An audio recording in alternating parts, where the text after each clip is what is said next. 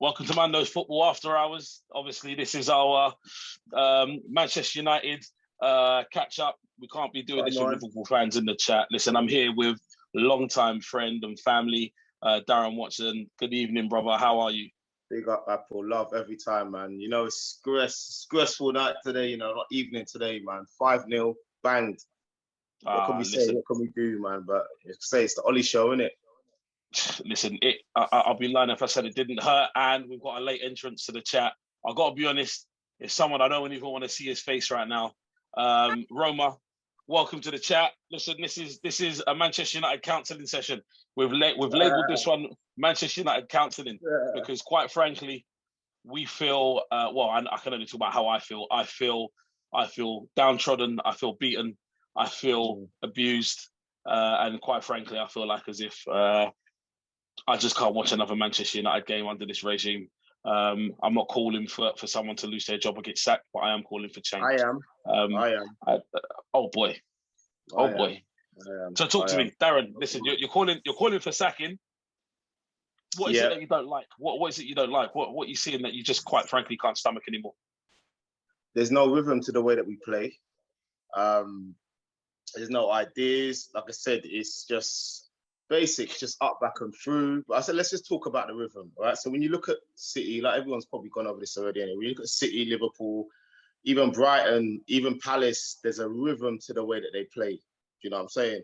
With Ollie, with United, everything is just snap, snap, snap, snap, snap, snap. There's no idea. There's no kind of patterns. There's no team cohesion. There's no nothing. There's not even no method to even the madness that he's doing. Like, for example, like I was saying earlier in the group, like, I get the whole McFred situation if you're going to set up for a counter-attack, yeah? Yeah. Like I said, if you're going to play at home, right, in front of the Old Trafford fans, right, we're going to be expected to do stuff. Do you know what I'm saying? To create chances. The fans are going to be on your back. You can't be playing counter-attack, sitting back, low block and doing all that rubbish at Old Trafford. We've got 60, 70,000 fans there that want to see entertainment. How are we going to be doing sitting back and waiting for a counter-attack? That's ridiculous. So, like I said, obviously should be expected to go out there and go toe-for-toe with Liverpool and try and outplay them. Do you know what I'm saying? If you're going to try and outplay them, you're not going to do it with McFred. Do you know what I'm saying? So, like I said, last week, we played against Leicester, and I wouldn't even have minded if we did the whole counter-attack because, look, you're going away. So away from home, you got their fans on your back, right? If their fans are on your back, they're going to come out and play. So they're not going to sit deep. They're going to try and play. I don't mind. That makes sense. Go and do the whole McFred counter-attack. Boom, let Rashford go. No, Rashford didn't start, did he? But Greenwood's pace or whatever, and just, use the counter-attack for Greenwood. But at home, like I saw against Atlanta, we had the ball. So why did we start with McFred? We had the ball. Same thing again at Liverpool. We should be expected to go to Liverpool, not even go to Liverpool, we're at OT, to be bringing that to them and keeping possession and actually trying to create something. But it's just not there. Like I said, like with when Fergie was there, he had top-class coaches, Quiros, Rennie Mullenstein. These are world-class coaches that he had, yeah? Like, Ollie's got man like, what's that guy? Kieran McKenna. McKenna. He just come the other day.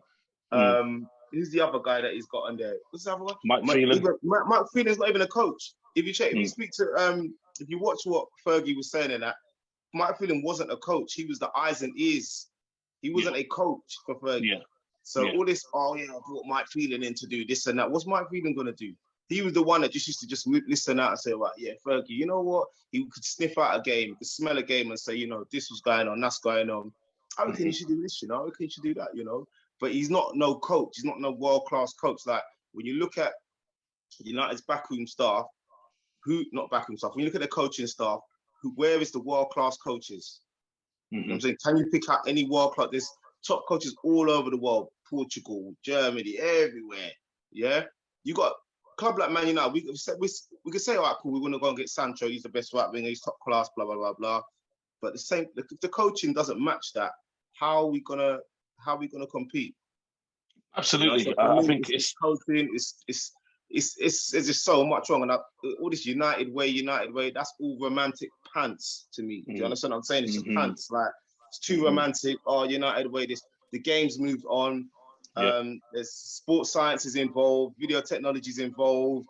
data analysis is involved. Like there's some teams putting in some serious work, putting in some serious yards on this thing. It's not about no United way, no romance ain't gonna get us through no Premier League. Do you know what I mean? Because Brighton would just come over and turn us over with their just by being a well-run football club and running their shit professionally. So yeah, for me, I'm just sick of the same old thing at United at the moment. It's just getting tiring now. It's just like, do you know what I mean? How many more games do we have to go, or how many more seasons, should I say, do we need to go through washing this same old dry, do you know what I mean, rubbish? Well, I guess, look, first and foremost, the two of us are both football men. We've both been involved in football for 20 plus years, and we're both UEFA certified coaches, and we've both got X amount of years of experience. And perhaps maybe it's that gives us a slightly different insight to what's actually going on at the club and what's going on with the team, as opposed to most people who are, forgive me, but career pundits and probably don't really understand the technical side of the game and the tactical side of the game quite as much, and the things that are going on behind the scenes. For you, and I'm just curious because all the things that you said deeply resonate with me. And it's things that we've both been saying for months and months on end now. If you're the Glazers, you own Manchester United Football Club. That's another thing. But yeah, go on, hit it, Apple. Go on, you hit it. What phone call are you making this evening? What's the first phone call you make after that? Forget the result after that performance. Again, we're talking 20 odd games on the bounce, stinking the place out.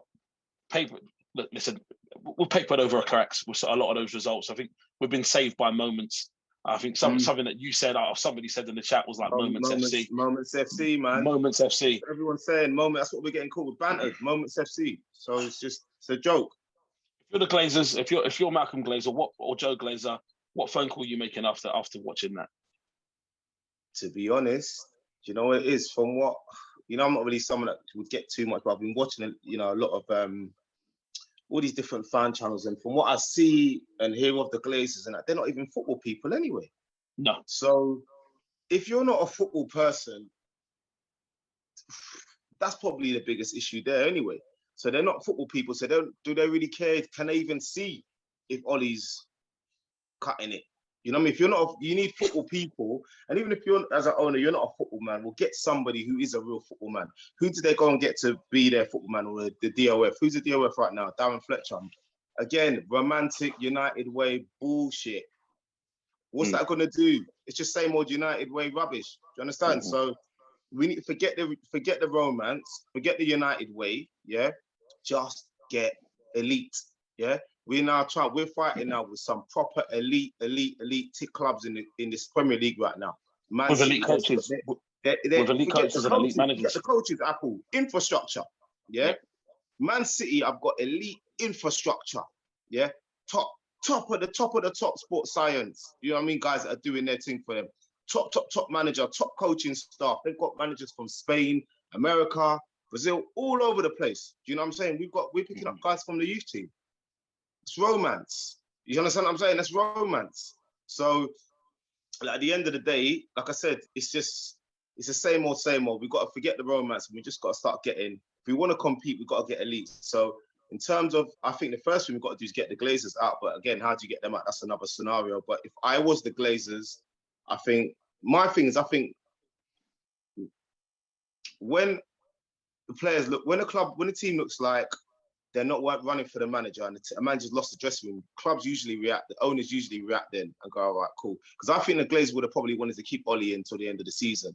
But because it's so obvious and so apparent now that the players are not running for the manager's lost the dressing room now.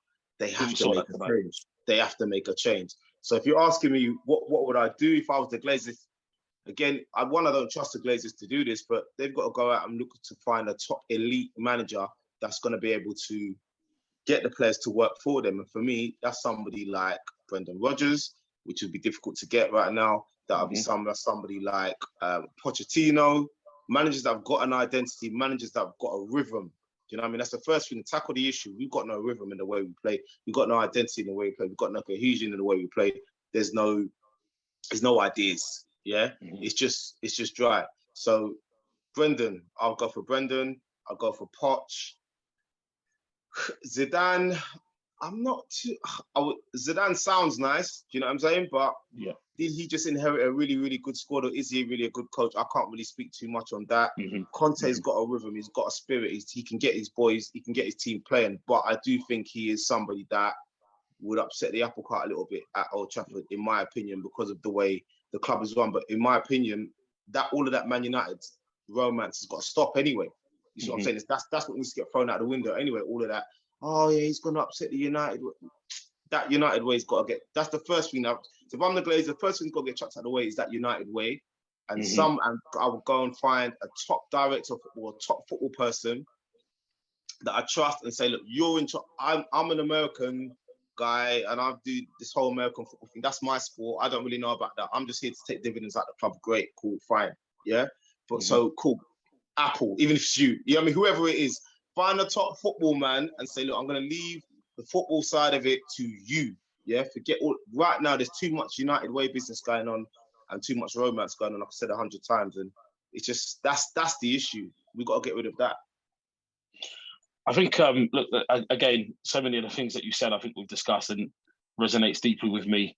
Look, it's evident that change is needed in many parts of the club, not just with the team, but in the actual club itself. My question is really, given the surface level success of the last couple of years, a Europa League final, semi-finals, finishing second in the league, do you feel like that's the kind of thing that's romanced United into thinking that Ollie actually is doing a good job, as opposed to the clubs around us perhaps had bad moments, slippery moments, Frank Lampard, big injuries for Liverpool, Van Dijk, Salah, Firmino. When clubs lose their big players and lose managers, or perhaps have really bad moments, they're going to have bad results, and it can obviously have detrimental effect for the long term of the season. Do you think United were really able to paper over the cracks at the club with that second place finish, with getting to a Europa final, with those kinds of things? 100%. 100%. You know, because like I said, what it does is, like exactly what you said, it just hides the cracks, yeah, and it just allows them to keep ticking over. Because like I said, the Glazers are here for the dividends. They're not here for, you know what I mean, to have some elite football club or anything kind of like that. But right now, the fans are on their neck and they've got to react. You know what I'm saying? So it's all good and well changing the managers, but really and truly, let's think about what the Glazers are here for. They're here for money. So the more they change managers, they got to pay Ollie out. So that's more money they're losing. So they might as well feel like all of that protesting and that to get the Glazers out when the Super League was going on and this and that. We need to get them out for the state of the football that we are watching and for the sake of the football that's going on at the football club. That's what for me is more important. I think we should write it for that, to be honest. Is it potentially a worry? And again, forgive me because I'm trying to not be too much of a Manchester United fan in this moment. I'm just trying to get the thoughts of somebody else. Is it a potential worry again? Bear in mind that United did come out of sort of a 6-7 year horrendous slump, and I think Jose was really the start of that, winning the Europa League, which you can call it trash or whatever you want, and winning the League Cup, but he did win those things. He did do well with quite honestly a bad team. Yeah. And even when he finished second in the league, I don't think he finished second because the other clubs around him capitulated. I think he finished second because they ground out results at times. And they were more consistent than the teams that were around them. But is there now a worry, given the performances, and now we're looking at the results off the back of that? Because again, I think United have been very lucky to play badly and win. And we've heard so many times in the past about marks of a good team: play badly and win, grind out results. But what happens when you play badly and lose? And now you can see the more and more goals in every single game, and the back line look more and more fragile, more and more vulnerable. And now you're starting to see people drop out with injuries, and maybe some personality injuries more so than physical injuries. Is there now a bit of a worry that potentially United could start to take backward steps again under the same regime, and even potentially turn into what Liverpool were before Jurgen Klopp? Oh, definitely, because like I said earlier, they've lost the dressing room. So I think what got Ollie into the situation he was in was that he came in and the dressing room was sort of, you know, they were soul destroyed, and he uplifted the place, and he sort of, you know, it looked like he galvanized the club, yeah. Where really all it was just a shift in attitude and a shift in sort of work rate and work ethic from the players, really. They were just like a new manager, a fresh face, new ideas, and they wanted to work in. What we're now seeing is the players kind of selling Ollie out like what they were doing to Mourinho, where they've stopped running, stopped working hard, and you're starting to be like, whatever, I'm on 100 grand a week, got a fat contract, I can get away with murder at this club, I can do this, I can do that. I know how it's the culture of the club. That's what it is. The players, it's like a school. You know what you can get away with in certain schools, and you know what you don't. You know if the school's serious and the school don't mess about.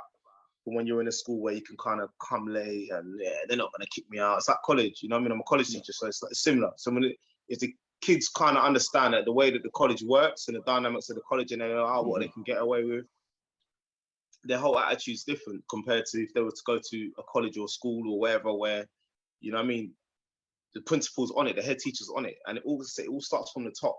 You see what I'm saying? So if there's somebody at the top that they can see really cares about this club and they don't take no crap, and they're like, you know what, to play at Man United, you have to be top draw. We want this and this. That's what it was about. Then we'd see that would reflect on the pitch. But at the moment, the players around them, they're not stupid. Do you know what I mean? They're not stupid. They can see they can see that Fred's in the side. You see what I'm saying? They can see they got man like Fred. And like I said, to be fair, Fred was our best player today. But they can see things like Phil Jones getting a new contract, Lingard getting a new contract, Smalling being there for how long he was. They know how the culture of the club is. So when the club has been run like that, as a player, you know what you can kind of get away with. And I think we're starting to see the reflection of that in the performances. If you're a youth player, you step into that Manchester United dressing room and forget the gazing at the stars, the Ronaldos and those big players and the Pogbas. You look at your gaffer. First things first, you look at your gaffer. Do you feel inspired? Do you feel inspired and motivated by his football knowledge and experience? Of course. You would do if you're a youth team player, because at the end of the day, the only thing that's on your mind as a youth team player is getting a pro contract. So if you're there, you would be inspired, because you look at the stars around the dressing room and things like that. However, once you're actually in it and you're in the thick of it, and you're actually a fully fledged first team player that is expected to produce results and all the rest of it, and you know what I mean, for the last 3 years you've been kind of coasting through mediocrity. That's not gonna uplift you. That's why Pogba wants that, and I think we should free him. To be fair, he's my favourite player in the club, and I love him. I would love to see him stay, but I feel hurt for the brother, because it's like you can see he's just a brother that loves football. He wants to win. He wants to play. He wants to be part of a good team. He don't care about all this United way jazz. He's not interested in all that pants. All he's interested in is playing for a good team where he can play some proper ball with some proper ballers. That's it. You know what I mean? And right now, he's looking to play 1-2s around the corners with Fred. It's not going to happen. With Scott, it's not going to happen. With Wan-Bissaka, it's not going to happen. You understand what I'm saying? So as good as United are in terms of the players are individually, they all got their own sort of attributes. Like Wan-Bissaka's got tremendous attributes, 1v1. Fred's got great attributes. Gets around the pitch, covers the grass, covers the area well, blah, blah, blah, blah, blah. Lindelof's got his attributes. Maguire's got his attributes, but there's no actual, if you look at them, there's not like a similarity. There's no kind of, what's the called, pattern or profile. We don't really have a profile. No profile. Does that make sense? Absolutely. So when you look at City, right, there's a profile of their players. You know, they've got a player. They're agile. They're athletic. They think quickly. They're able to play in different directions. Do you know what I mean? Change directions quickly. They've all got close control. They can play in short, tight areas really well. Do you know what I mean? They can all play reverse passes and round. There's a rhythm. There's not a rhythm. There's a pattern and there's a profile. Consistency. There's a consistency. That's the word I'm looking for. There's a consistency across the board. They all kind of look similar. Like Foden is not far off a man like Bernardo Silva or a man like David Silva or a man like Gundogan. And do you know what I'm trying to say? Absolutely. And Kyle Walker, there's a consistency. You can see the profile even if they're looking at centre backs, when you look at Diaz, Paul, and Stones, there's a similarity between them. All of them, There's absolutely. no similarity between what's his name, Maguire and Lindelof. Chalk and cheese, yeah. What's his name, Varane and Lindelof. Chalk and cheese. So therefore, that just shows you from you got Bailly, Lindelof, Maguire, and who's the other brother that I said? Bailly, Lindelof, Maguire, and Varane. There's no similarity. That shows you already. There's no consistency, right? So that shows you that we don't have a profile of player that we're looking for. Do you understand? We're just trying to get good players and trying to fit them all in and hope for good performances out of them. Where City are saying, look, we want centre backs to be. We want two left-sided centre backs. We want one that could be left foot. First thing, profile we're looking for is left-footed, because we want to be able to play out. We want to play out the back. When we play out the back, we want to be able to do it quickly. When a guy can open out on his left foot and boom, start playing straight away.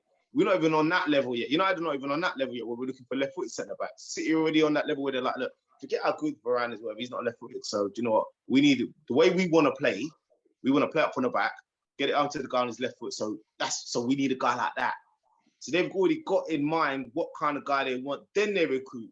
We look and see who's available, and then we recruit. And then we say, oh, yeah, does he sell shirts? Yeah, does he play for Brazil? Does he play for France? Yeah, does it? You get what I'm saying? So it's a complete different way of looking at things. Do you know what I'm saying? We're miles behind. We're miles behind. I mean, just to break it down for the people that are watching, I think it's easy to get lost in the football jargon, but I'll try to break it down for you guys just so that people understand.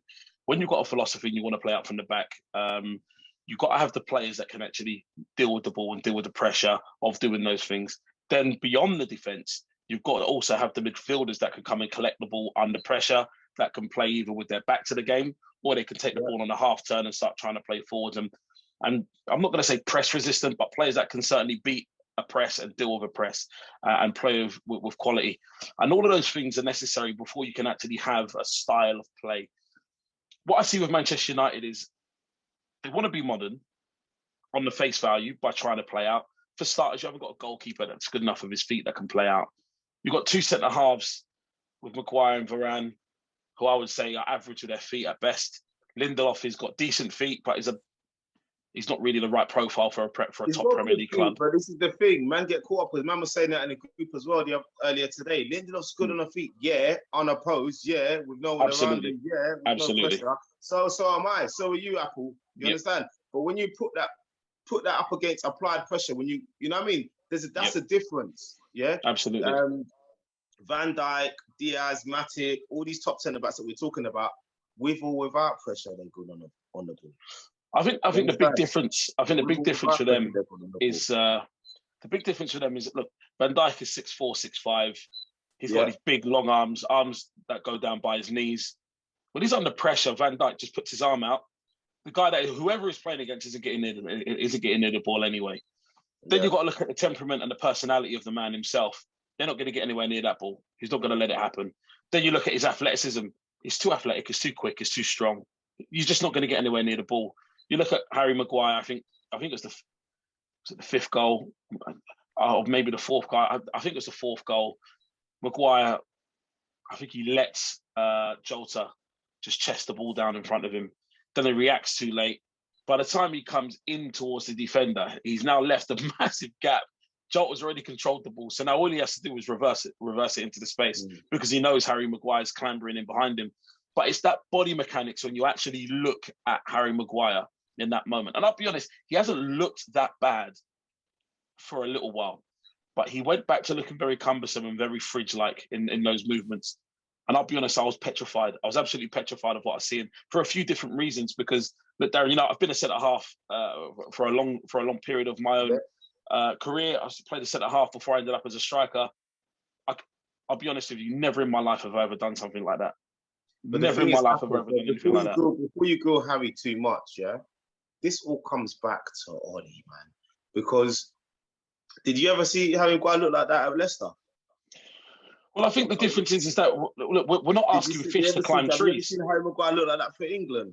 Well, No. Brendan, Have we ever seen Brendan him look Rodgers like that doesn't for Hull ask fish City to. even? Yeah, but he doesn't No, ask fish it's to the climb trees. He system. asks fish to swim. So, and again, this is what I'm saying. It's about process and recruitment. Recruitment's always going to be at the very, very tip of any sword that you want to strike down any other clubs with. Yeah. If you want to be successful, your recruitment has to be right, has to be consistent. Like you said, and I think we've said this so many times in the chat about consistency, player profile. Your player profiles must match your philosophy. If your player profiles don't match your philosophy, you better have really good coaches. You better have world-class coaches. The problem is the player profiles, there isn't any. The philosophy, there isn't any. World-class coaches, there isn't any. So can we really be surprised with the lack of success both on and off the pitch? Prime example of what you're just talking about with player profiles, yeah? Look at our two fullbacks, Luke Shaw and Wan-Bissaka. Are they similar in any way? Absolutely not. There you go. So that just clears up exactly what you're talking about. When it comes to player, that's what we're talking about. You can't have one fullback one way and a completely opposite fullback, and then so where's your identity? What are you trying to say you want in a fullback? Could you just given Luke Shaw a 5-year contract, whatever you wanted, so you're happy with him? That's what you want, a left back and a fullback, and then you just signed Wan-Bissaka for 50 million. So you're saying, so you're just showing us already that you don't have a clue what you want, because they're completely different fullbacks in terms of attributes, completely different. I think difference isn't a problem if you've got good coaches and if you've got a good system of play. I think for years and years, even myself as a coach, I've always had to deal with a lack of consistency in the players that I've had in the squad. But again, it's very different. So I've not had £50 million to go and buy two fullbacks. So I've always had to coach the players that I've had. And I think sometimes having that imbalance can be good. It can be good. Yeah. Because you can mix things up a little bit, but you always make up for that difference in other positions.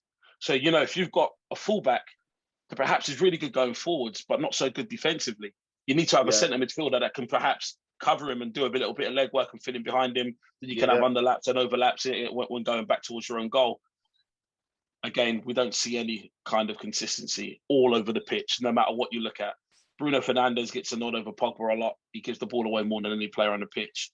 Pogba loses the ball and we want Pogba out FC. Yeah. We see so many inconsistencies with just the way that just the state of the football. It's for me. Look, listen, as two people involved in football, the way that we are, it's really difficult for me to see it because it doesn't make any sense to me. There's no logic to it because we wouldn't see it at step 1 or step 2. So why are we seeing it in the Premier League? Exactly. This is it. Just bizarre. Well, listen, look, Darren, I think I've taken up enough of your time.